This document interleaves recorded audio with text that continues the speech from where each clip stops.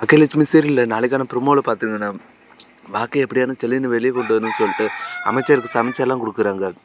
இத பார்த்த உடனே பார்த்தீங்கன்னா, அமைச்சருமே வந்துட்டு சாப்பிட்டு பார்த்துட்டு, "நல்லா இருக்கு. யார் சமைச்சது?" அப்படின்ற மாரி கேட்கும்போது தான் பார்த்தீங்கன்னா, நம்ம ஆள் இருந்துட்டு, "ஏங்க எல்லாம் வழக்கமான சமைக்கிறவங்க தான் சமைச்சாங்க அமைச்சரே.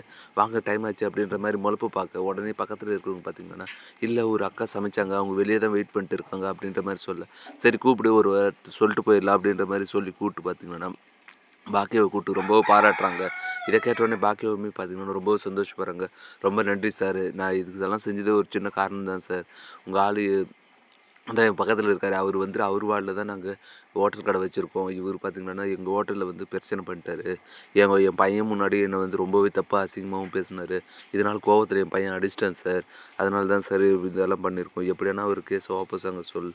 அப்படின்ற மாரி பாக்கியா கிட்ட சொல்ல, அமைச்சருமே இருந்துட்டு பார்த்தீங்கன்னா, "என்னய்யா இது? உன் மேல நெறைய கம்ப்ளைண்ட் வந்துன்னே இருக்கு.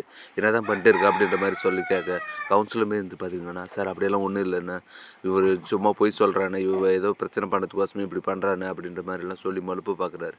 உடனே பாக்கியா பார்த்தீங்கன்னா, உஷாரா வீடியோ ஆதாரத்தோட பார்த்தீங்கன்னா நிரூபிக்க, உடனே அமைச்சருமே இருந்துட்டு பார்த்தீங்கன்னா, "ஒழுங்கு மரியாதை கேஸ் வாபஸ் வாங்கு. உன்னை இதுக்கு மேல வந்துட்டு இப்படியே பண்ணியிருந்தேன்னா உன்னை கட்சிய விட்டு இப்ப நிரந்தரமா நீக்கிருவோம்." அப்படின்ற மாரிலாம் சொல்லி வால் பண்ண, "இல்ல தலைவரே அப்படியெல்லாம் பண்ணாதீங்க. நான் உடனே கேஸ் வாபஸ் வாங்கிறேன்." அப்படின்ற மாரி சொல்லிட்டு பார்த்தீங்கன்னா, கவுன்சிலருமே கிளம்பி போக, பாக்கியா பார்த்தீங்கன்னா, எப்படியோ ஒரு வழியா பிரச்சனை முடிஞ்சிருச்சுடா அப்படின்னு சொல்லி நினச்சிட்டு இருக்கேன். அமைச்சருமே வந்துட்டு பார்த்தீங்கன்னா, "ரொம்ப நன்றிம்மா. நானே வந்துட்டு அவன் மேல எதனா ஆக்ஷன் எடுக்கணும்னு தான் நினச்சிட்டு இருந்தேன்.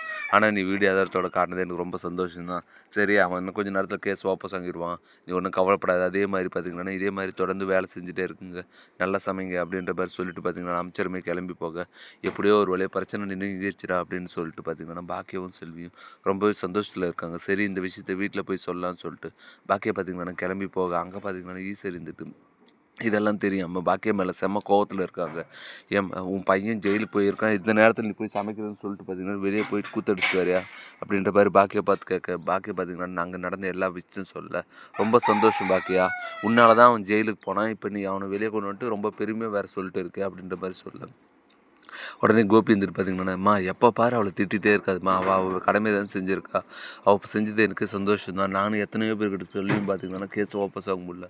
ஆனா பாக்கியா இப்படி தந்திரமா வேலை செஞ்சு சரின்னு வெளிய கொண்டு வந்துட்டால. அது வேணும்னு நினச்சு நான் பாராட்டணும்." அப்படின்னு சொல்லிட்டு பாக்கியா பார்த்தீங்கன்னா, கோபி ரொம்ப பாராட்டுறாரு.